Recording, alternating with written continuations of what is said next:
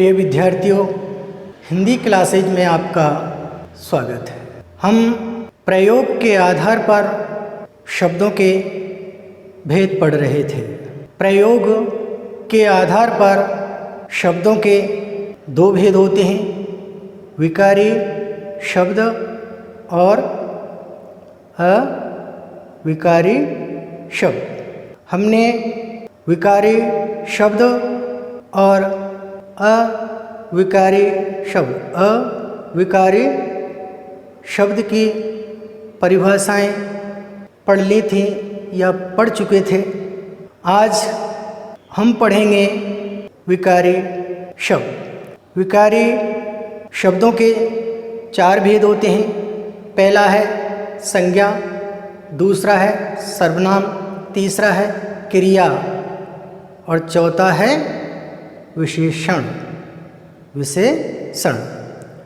तो हम इनके भेदों का या इनके भेदों के नामों से हम परिचित हो चुके थे। आज हम विकारी शब्द का पहला भेद पढ़ेंगे। पहला भेद पढ़ेंगे संज्ञा। तो सबसे पहले हम यह जानते हैं या ये जानते हैं कि संज्ञा होती क्या है, संज्ञा कहते किसे हैं। तो यहाँ पर संज्ञा की परिभाषा है। संज्ञा का शाब्दिक अर्थ होता है नाम। संज्ञा का शाब्दिक अर्थ क्या होता है? नाम। आप इसे रेखांकित कर लेना कि संज्ञा का शाब्दिक अर्थ नाम होता है। ये किसी भी प्रतियोगिता परीक्षाओं में पूछा जा सकता है। तो आपसे पूछा जाए कि संज्ञा का शाब्दिक अर्थ क्या होता है, तो आप क्या उत्तर देंगे? नाम। तो संज्ञा का शाब्दिक अर्थ होता है नाम, अर्थात किसी व्यक्ति, वस्तु, स्थान व भाव के नाम को संज्ञा कहते हैं।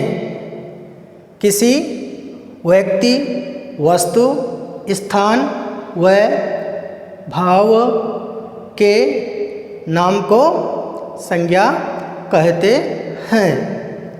संज्ञा के तीन भेद होते हैं। संज्ञा के तीन भेद होते हैं। ये यहाँ पर संज्ञा के भेद हैं। संज्ञा का पहला भेद है व्यक्तिवाचक संज्ञा। पहला भेद क्या है? व्यक्तिवाचक संज्ञा। संज्ञा का दूसरा भेद है, संज्ञा तीन प्रकार की होती है, जिसमें से पहला भेद है व्यक्तिवाचक संज्ञा। दूसरा भेद है जातिवाचक संज्ञा। दूसरा भेद क्या है? जातिवाचक संज्ञा। तीसरा भेद है भाववाचक संज्ञा। तीसरा भेद है भाववाचक संज्ञा। आगे बढ़ते हैं। जातिवाचक संज्ञा के दो भेद होते हैं। जातिवाचक संज्ञा के कितने भेद होते हैं? दो भेद होते हैं। पहला है द्रव्यवाचक संज्ञा। पहला भेद क्या है? द्रव्यवाचक संज्ञा, जिसे पदार्थवाचक संज्ञा भी कहते हैं। द्रव्यवाचक संज्ञा को पदार्थवाचक संज्ञा भी कहते हैं। जातिवाचक संज्ञा का दूसरा भेद है समूहवाचक संज्ञा। दूसरा भेद क्या है? समूहवाचक संज्ञा। समूहवाचक संज्ञा को समुदायवाचक संज्ञा भी कहते हैं। समूहवाचक संज्ञा को दूसरे किस नाम से जाना जाता है?